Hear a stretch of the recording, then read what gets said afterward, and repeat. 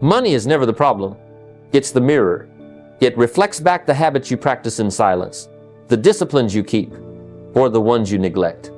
The poor and the rich handle the same dollar differently. One spends to escape, the other invests to expand.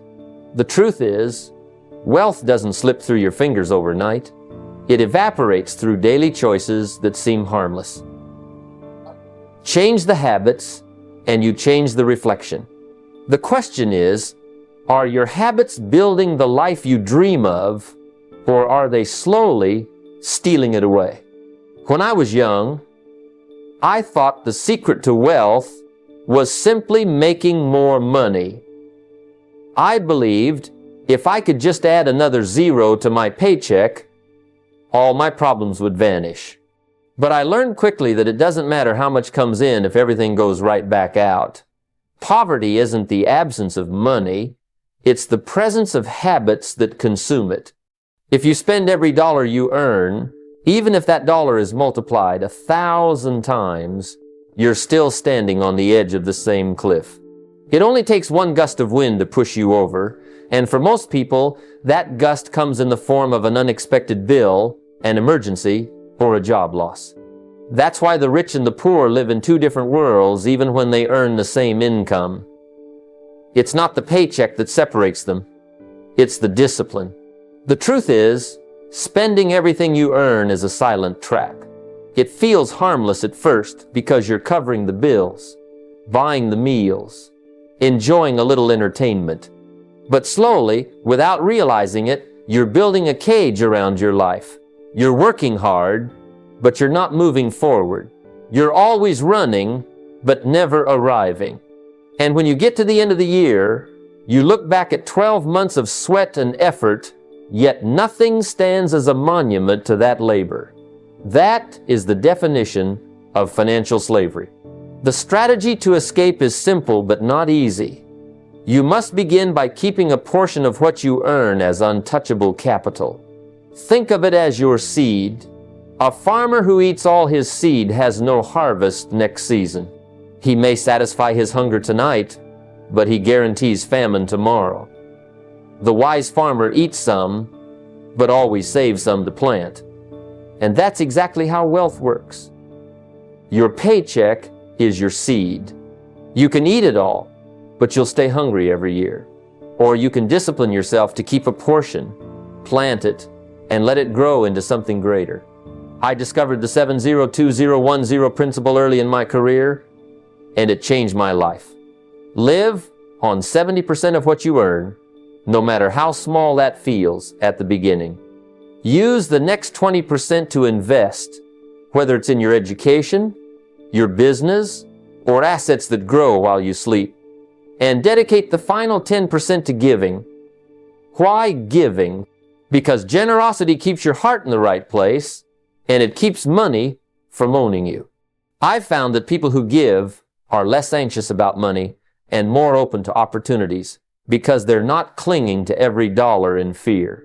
Now, some will say, I can't even live on 100%. How could I possibly live on 70%? And that's the very mindset that guarantees they'll stay broke. The key is to start small, not perfect. If you can't save 20%, start with 1%. Save $1 out of 100. That act alone begins to change your identity from consumer to builder.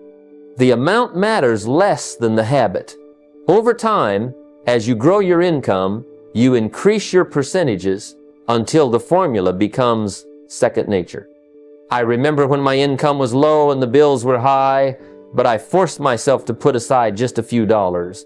It didn't look like much, but those few dollars grew, and more importantly, I grew. I learned patience. I learned discipline. And eventually, I learned that money obeys those who respect it. If you learn to keep a portion of every dollar, you've already taken the first step out of poverty. The act is small, but the consequences are enormous. The decision to stop spending everything you earn is not just financial, it's psychological. It's a declaration that you refuse to be a slave to money any longer.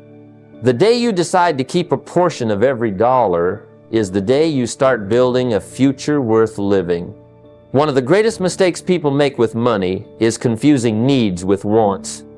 It's a quiet mistake, one that feels small in the moment but grows into a giant over time. Needs are simple: food, shelter, clothing, safety. But somewhere along the way, comfort sneaks in disguised as necessity, and luxury disguises itself as comfort. Pretty soon, what you once considered a luxury becomes something you can't imagine living without. That's the beginning of the trap. The poor live for pleasure today, while the rich plan their pleasure for tomorrow. The distinction may sound subtle, but it determines whether you stay in debt or rise to freedom. Think about it. The poor man says, "I need a new phone," when the old one still makes calls. He says, "I need a bigger car," when the current one still gets him where he's going. Needs and wants blur until he convinces himself that every desire is urgent, every purchase justified. But the result is the same: empty pockets, mounting debt, and no seed left to plant for the future. The rich, however, take a different approach. They delay gratification. They say, "Not yet." They understand that today's restraint multiplies into tomorrow's abundance. They know that if they hold back from chasing every want now, they will eventually be able to afford not only their needs, but also their comforts and luxuries without stress or guilt. The strategy is simple, but requires honesty. You must learn to separate survival, comfort, and luxury. Survival is food, water, shelter, and clothing. Comfort is a soft bed, a safe car, a little breathing room in your budget. Luxury is everything beyond that: the shiny, the flashy, the indulgent. Nothing wrong with luxury, but it's dangerous when you confuse it with need. If you treat luxury like survival, you will sacrifice your future for the illusion of status today. But if you treat survival with respect, comfort with patience, and luxury with discipline, you'll eventually enjoy all three at their proper time. A simple practice I use is to ask myself a single question before I buy. Will this serve me in 5 years, or will it disappear tomorrow? Most wants vanish in a week, sometimes even in a day. The clothes that looked irresistible on the rack end up forgotten in the closet. The gadget you thought you couldn't live without collects dust in a drawer.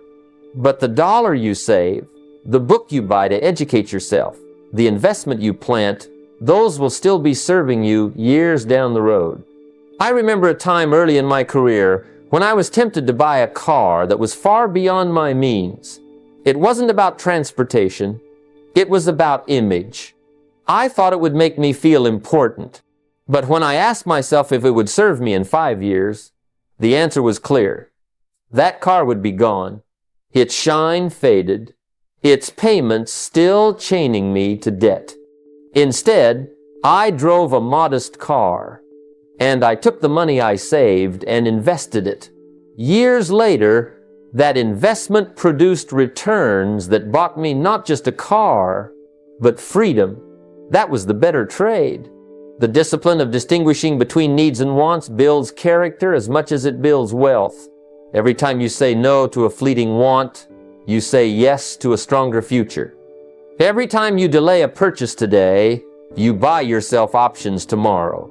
And when you finally do enjoy luxuries, you'll do it without debt, without guilt, and without regret. That is the difference between the poor and the rich. The poor chase the pleasure of now, while the rich build the pleasure of tomorrow. Depending on a single income is like sitting on a one-legged stool. It feels fine as long as no one bumps into you. But the moment life shakes, you topple. And life always shakes.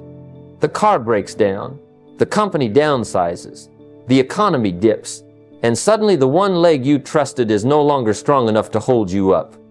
That's why so many hardworking people live on the edge of fear, because they built their financial house on one pillar. When the wind blows, they pray it stands. The wealthy, however, don't leave it to chance. They build their foundation on many legs, so if one falters, the others keep them standing. The philosophy is simple. Never put your security in a single paycheck. A job is fine, but it's not freedom. A job is one stream, and streams can dry up. Real security comes when you've built enough sources of income that the loss of one doesn't shake your world. Think of your income like a table. A table with one leg cannot stand. A table with two legs wobbles. But a table with 4, 5, or 6 legs, that table is steady. That's how the rich live. They understand that one income is never enough, no matter how big it looks. The strategy to change this is to start building multiple streams, and you don't have to do it all at once. Start with one. It could be a small side hustle, a skill you offer after hours, freelancing, consulting, selling a product, or providing a service. It might feel small at first, but remember, the purpose isn't to get rich overnight. The purpose is to start building stability. Once that second stream is flowing, you take some of that profit and plant it into investments, stocks, real estate, a business idea, something that can grow without your constant labor. Over time, you're adding leg after leg to your table until it stands strong. I remember when I first realized the danger of one income. At the time, I had a decent job, and I thought I was safe. But then the company shifted, and overnight I understood how fragile my security was. That fear became the motivation to start something small on the side. I wasn't trying to build an empire. I just wanted one more source. That one source grew into 2, then 3, and eventually, I found myself with options. When one door closed, I didn't panic because other doors were already open. That is freedom. The practical step is clear. Take 10% of your income and put it to work creating a new stream. Not to spend, not to indulge, but to build. Use it to start a side hustle, buy a small investment, or learn a skill you can turn into profit. Even if the extra income is modest at the beginning, the real value is that you're training yourself to step off the one-legged stool and start building a real table. When you live on a single income, you're always one shake away from disaster. But when you build multiple streams, you're not just surviving storms, you're stable, secure, and positioned to grow no matter what comes. That is the difference between fear and freedom. Most people live their entire financial lives in the dark. They don't know exactly how much they earn, they don't know precisely how much they spend, and they certainly don't know where it all goes. At the end of the month, they look at their empty wallet or their bank statement and wonder, where did it all go? But here's the truth. What gets measured improves, and what is ignored decays. If you don't keep track of your money will quietly slip away. Wealth doesn't vanish because of one big mistake most of the time. It disappears through 100 little leaks that go unnoticed. I learned this lesson early in my career when I was struggling. I couldn't figure out why I was always behind. Why it seemed like the harder I worked, the further I fell behind. Then a mentor asked me a simple question. Do you know where every dollar's going? I admitted I didn't. He said, that's why you're broke. You're trying to manage your life without numbers. That's like trying to run a business without books. That was a wake-up call. From that moment, I began to treat my money the way a CEO treats a company. And that shift made all the difference. The philosophy is simple. If you want your money to grow, you must give it attention. Money is like a garden. If you plant it but never water it, never tend to it, weeds will take over, and your harvest will fail. If you don't know the health of your finances, you cannot improve them. The rich understand this truth and monitor their money like a captain monitors the compass. They don't leave it to chance. The strategy is to treat your personal finances as if you were running a business. Every business has income, expenses, profit, and growth rate. Every successful business reviews its performance regularly and adjusts strategy based on the numbers. Why should your personal life be any different? You are the CEO of your financial life. That means you must know exactly what's coming in, what's going out, and how much is left over to grow your future. Without that, you're simply drifting. Practically speaking, this means creating a monthly budget and reviewing it every 30 days, like a CEO reviews a company's books. Sit down with a notebook, a spreadsheet, or even a simple budgeting app, and write it out clearly. Here's what I earned.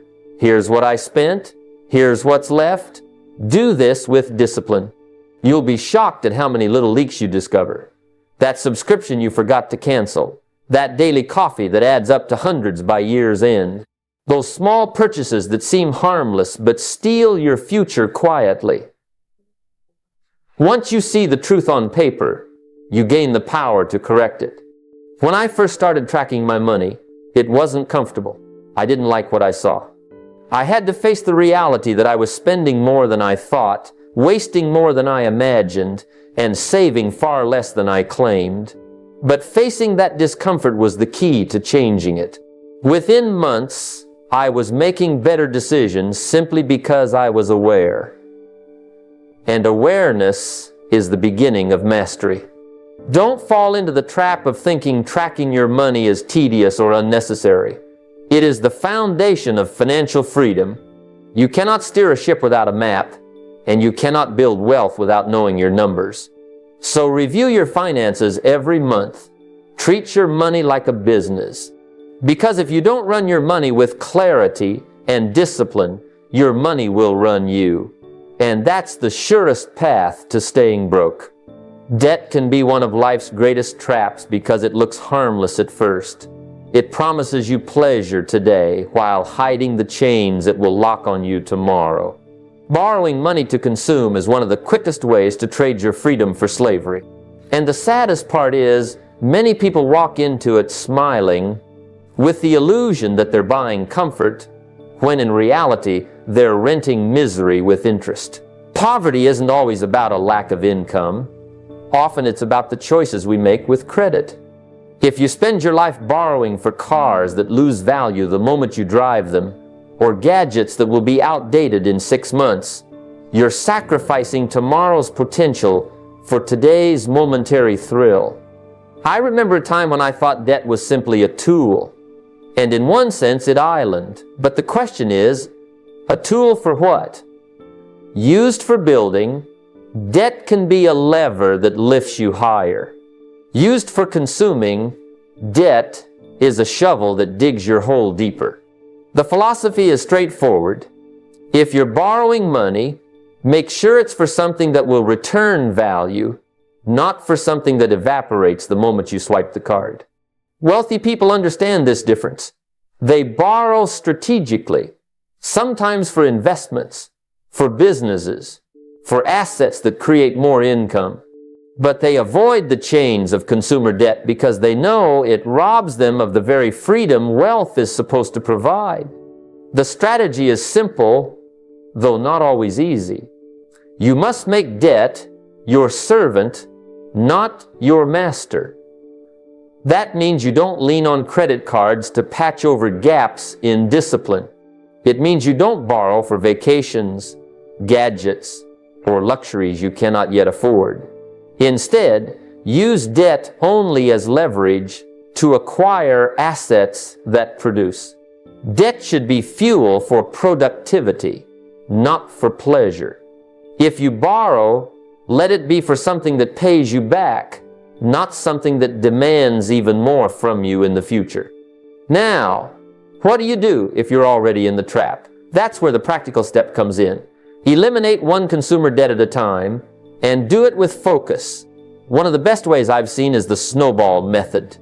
Start with the smallest debt, regardless of the interest rate, and attack it with every extra dollar you can muster. Once it's gone, take that payment and roll it on to the next debt. Each time you win, you gain momentum. Each balance you eliminate is like cutting away one chain from your ankles. The psychology here is powerful because you see progress quickly, and progress fuels discipline.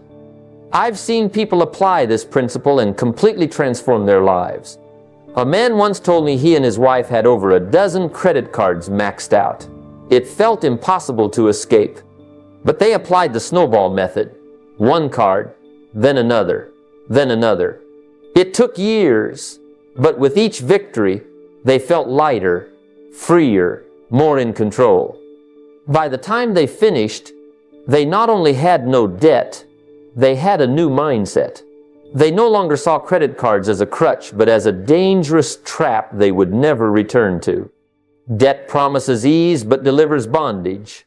True freedom comes from living within your means, building assets, and refusing to let tomorrow's prosperity be stolen by today's impatience. So if you're in debt, make it your mission to break free. Start small, gain momentum, and keep rolling until the last chain is broken. Because once you do, you'll taste the freedom that only discipline can buy. One of the greatest misunderstandings about wealth is that it's only about keeping. People think if they just hold tight enough, if they never let a dollar go, then somehow they'll grow rich. But that's not how wealth works. Wealth is not a stagnant pond you hoard. It's a river that flows. And if you dam it up too tightly, it stagnates, it grows foul, and eventually it dries out. The habit of giving is what keeps the river fresh, alive, and flowing. What you give doesn't diminish you, it expands your capacity to receive. I've met people who say, when I get rich, then I'll start giving. And I always remind them, no, if you're not giving when you have a little, you won't give when you have a lot. Giving is not about the size of the check, it's about the size of the heart. If you can give from a small paycheck, you're training yourself in the discipline of generosity, and that discipline will follow you into greater wealth. If you can't part with $10 today, how will you part with $10,000 tomorrow? The philosophy is clear. Wealth is circulation. Money is designed to move. When it flows through you, when you become a steward, not a hoarder, you align yourself with one of the oldest laws of life. Give, and it shall be given back to you. That doesn't always mean in direct dollars. Sometimes it comes back in opportunity, in relationships, in goodwill, in doors that open, because you've built a reputation for generosity. The poor hold on in fear and scarcity. The rich give, knowing that generosity multiplies, both in character and in results. The strategy is to build generosity directly into your financial habits. Don't make it an afterthought, something you do only if there's something left. Make it a priority, a line item in your plan, because giving does more than help others. It trains you. It disciplines your hands not to cling so tightly that you strangle the very thing you're trying to grow. It reminds you that money is a servant, not a master. When you can give freely, you prove to yourself that money doesn't control you. You control it. And nothing strengthens financial character more than proving that truth over and over again. The practical step is to commit a portion of your income. 5 to 10% is a good start to giving. It doesn't matter how small the amount, Island. What matters is the consistency. Maybe it's to your community. Maybe it's to your church. Maybe it's to a cause you believe in. The act itself is what counts. Every time you give, you reinforce in yourself the mindset of abundance. You're telling yourself, there's more where this came from. I don't need to hold on in fear. I live in a world of plenty. That mindset creates a kind of magnetic pull for opportunities and relationships that scarcity thinking can never attract. I remember times when I had very little, and yet I gave. Sometimes it was painful, but every time, without fail, I found that life had a way of rewarding me. Not always directly, but in ways that mattered. A new client, a new connection, an open door I didn't expect. Giving has a way of returning multiplied, but it starts with the courage to let go in faith. So don't ignore the habit of giving. Build it now, not later. Let generosity flow as a discipline, as a way of training your heart and your hands. Because when you give, you're not losing, you're planting. And the harvest that comes back will surprise you in ways you cannot yet imagine. It's easy to mistake movement for progress. Many people run hard all day, but when the sun sets and they look back, they realize they've been running in circles. Busyness is not business. Effort without results is nothing more than wasted energy. You don't get paid for how many hours you spend rushing around. You get paid for the value you create and the results you deliver. And the truth is, too many people confuse activity with productivity. They think being busy is proof they're advancing. But busyness can be nothing more than a disguise for avoiding the real work. I learned this lesson in my early days when I thought working harder was the key. I would put in long hours, always on the move, constantly exhausted. And yet at the end of the month, my bank account looked the same. That's when it hit me. The hours themselves don't matter. What matters is what you bring to those hours. If you're busy with tasks that don't increase your value, don't increase your income, or don't move you closer to your goals, then you're just spinning your wheels. The philosophy here is straightforward. Wealth doesn't come from frantic activity. It comes from focused productivity. The poor often mistake motion for progress, while the wealthy measure their days by results. A farmer doesn't get paid for swinging the hoe all day. He gets paid for the harvest. And the harvest comes only when the work is directed at the right tasks, planting, watering, tending, and reaping at the proper time. In the same way, wealth grows not from being endlessly busy, but from directing your energy toward the few activities that create the greatest return. The strategy is to focus relentlessly on high-value actions. Not everything on your to-do list matters equally. Some tasks might make you feel good because you checked a box, but they don't move the needle on your financial future. The wealthy have learned to separate the urgent from the important. They ask, which actions actually produce growth, create income, or increase value? That's where they pour their energy. It may be developing a skill, building a relationship, studying a market, or working on a project that pays dividends later. By contrast, endless emails, minor errands, and small distractions eat up hours but give nothing back. The key is not to do more, but to do more of what matters. The practical step is simple but powerful. Each evening, take a few minutes to list the top 3 financial or growth actions you'll commit to the next day. Just 3. Not 20, not 10. 3. Because if you can identify and complete 3 high-value tasks every day, you'll be astonished at how quickly your life transforms. These might include making a sales call, studying for an hour on a valuable skill, reviewing and adjusting your financial plan, or reaching out to a mentor or client. Whatever they are, they must be tied directly to growth, not just maintenance. I remember when I started practicing this habit, it shifted everything. Instead of starting my day reacting to everything that came at me, I started the day with intention. I knew exactly what mattered, and I made sure those 3 things were completed before anything else. Even if the rest of the day fell apart, I had moved forward in a meaningful way. Over time, those daily victories compounded into real wealth, real opportunities, and real progress. Don't let your life become an endless treadmill of activity without advancement. Learn to distinguish between motion and progress, between busyness and business, because wealth and success don't reward the frantic, they reward the focused.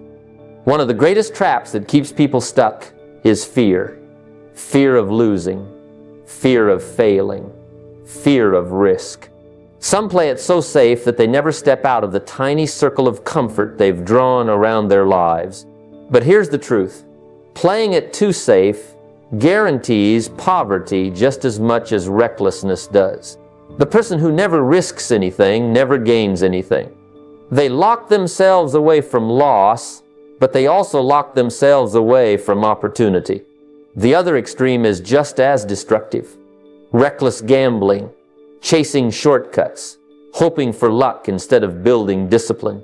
Both paths end in disappointment. The philosophy is balance. Wealth isn't built on fear, nor is it built on chance. It's built on wisdom applied to opportunity. Think about the farmer again. If he refuses to plant because the weather might turn, he harvests nothing. But if he throws seed recklessly without care for the soil, much of it is wasted. The wise farmer studies, prepares, and plants with intention. He accepts that risk is part of the process, but he manages it intelligently. That's how wealth works too. I learned this personally when I was offered opportunities early in my career. My first instinct was to hold back, to cling to what little I had, because losing it seemed unbearable. But I soon realized that staying where I was would cost me far more than trying and failing. It cost me growth. It cost me experience. It cost me the chance to create something bigger. And when I finally stepped out, carefully, intentionally, not recklessly, it changed everything. I discovered that risk is not something to be feared, but something to be managed, embraced, and used as a tool for growth. The strategy is simple. Take calculated risks. Don't gamble with your future, but don't hide from it either. Recklessness is throwing money into something you don't understand, hoping it turns out well. Wisdom is studying, learning, seeking advice, and then stepping into the opportunity once you understand the potential and the danger. Too many people let opportunities pass them by because they waited for absolute certainty. But certainty never comes. The wealthy know that progress is made in the land of uncertainty, guided by preparation and courage. The practical step is this. Dedicate 5-10% of your savings to new ideas, skills, or ventures with growth potential. Not all of them will work. Some may fail, and you must accept that. But the few that succeed will outweigh the losses many times over. Maybe it's a new investment. Maybe it's learning a skill that opens doors. Maybe it's a small business idea that could grow. The point is not to risk everything, but to risk something consistently in the pursuit of expansion. I remember setting aside a small portion of my income to test opportunities. One idea didn't work, another broke even, but then one finally took root. And that one seed multiplied into more than I could have imagined. If I had waited for certainty, I'd still be standing in the same spot, broke but safe.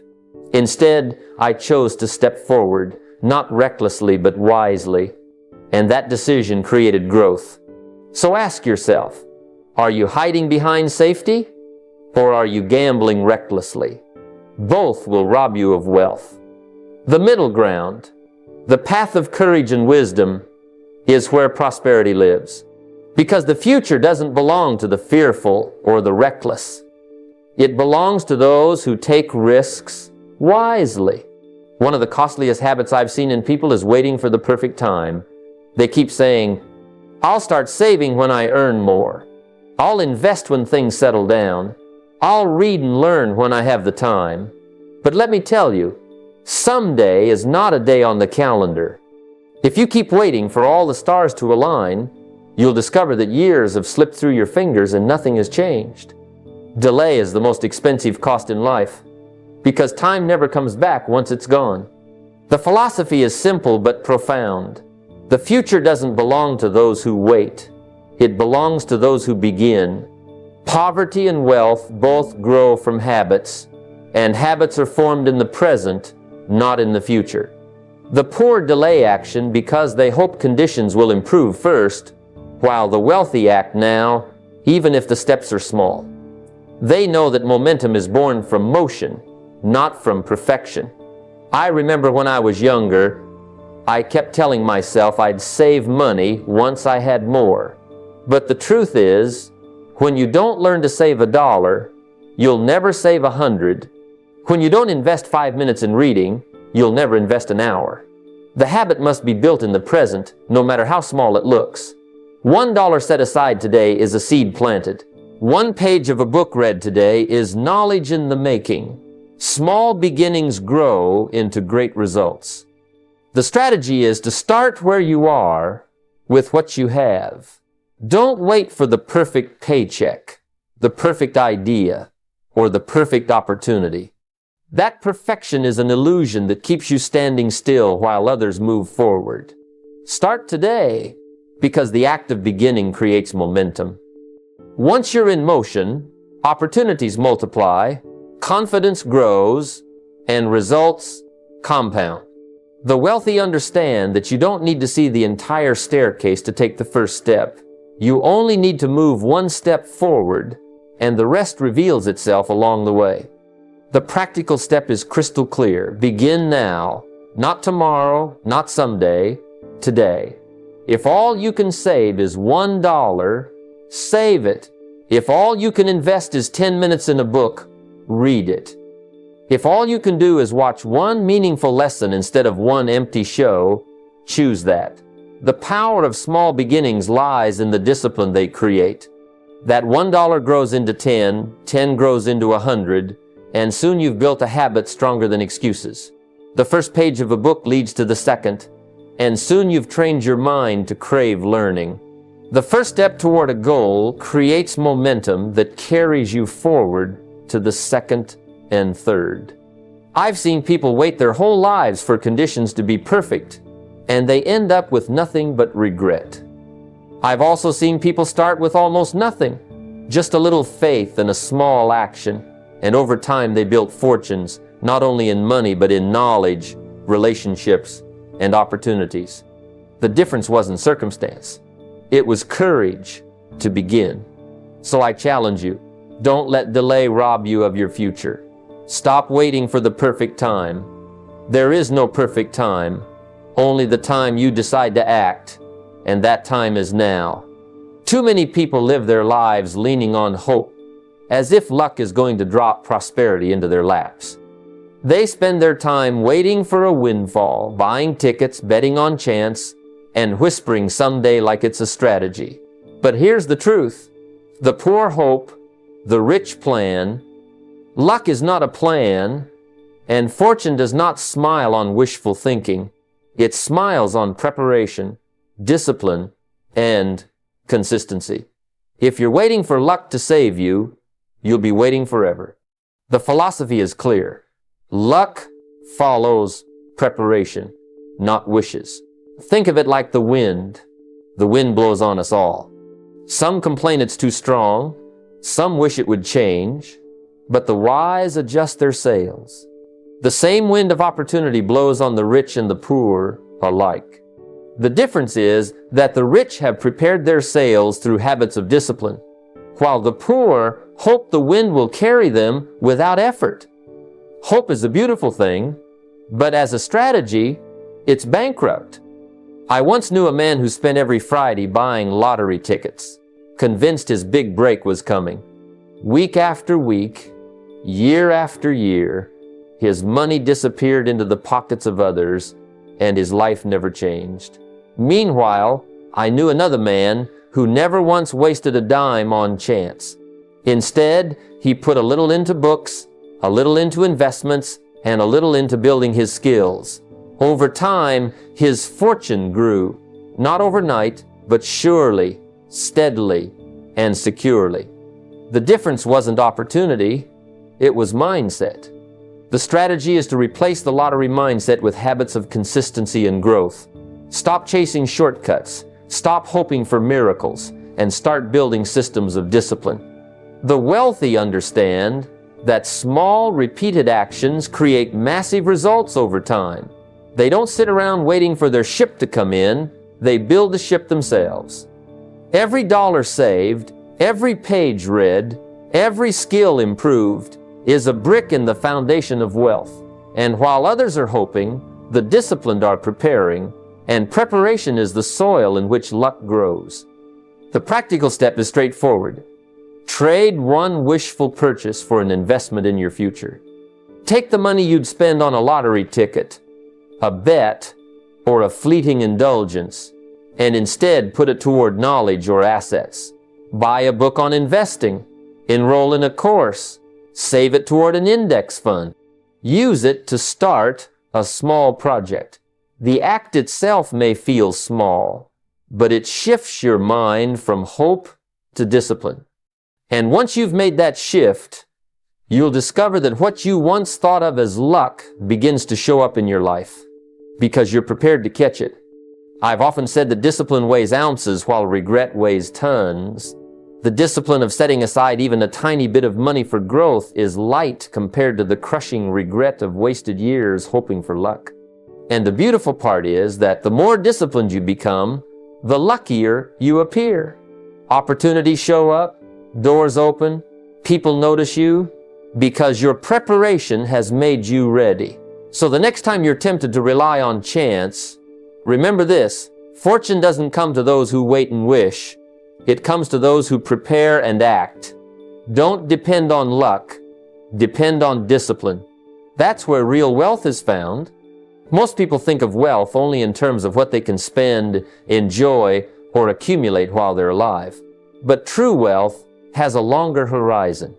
It's not just about what you gather into your own hands. It's about what remains when you're gone.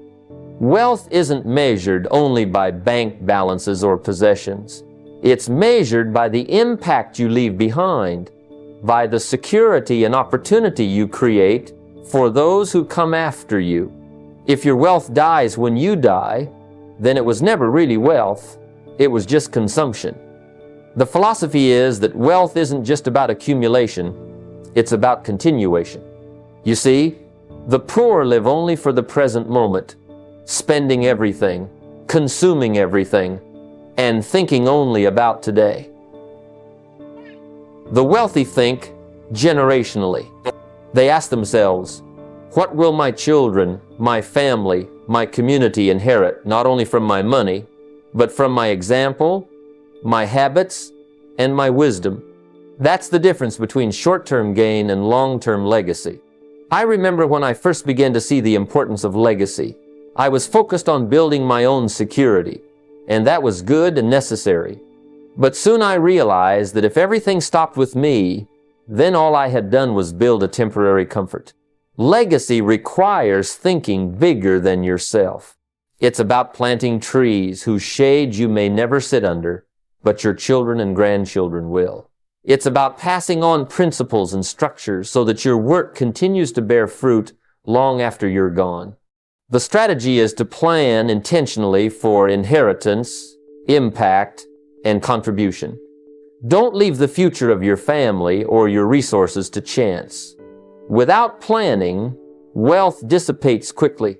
Studies show that much inherited wealth disappears within 1 or 2 generations, not because the money wasn't there, but because no plan, no discipline, and no wisdom was passed along with it.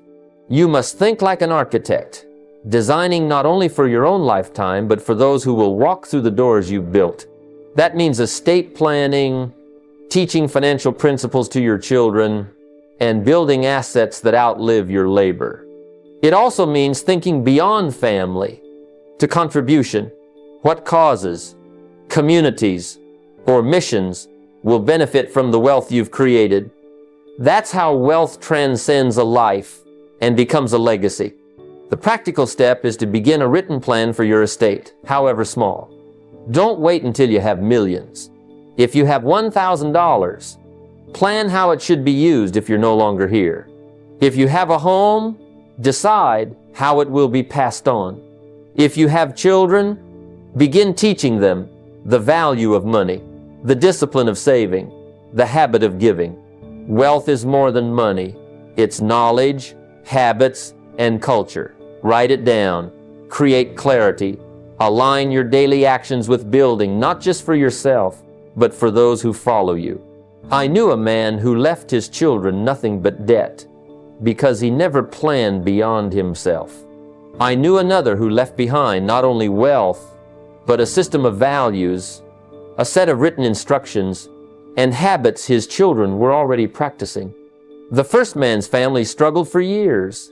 The second man's family multiplied what they received and carried it forward. The difference was legacy.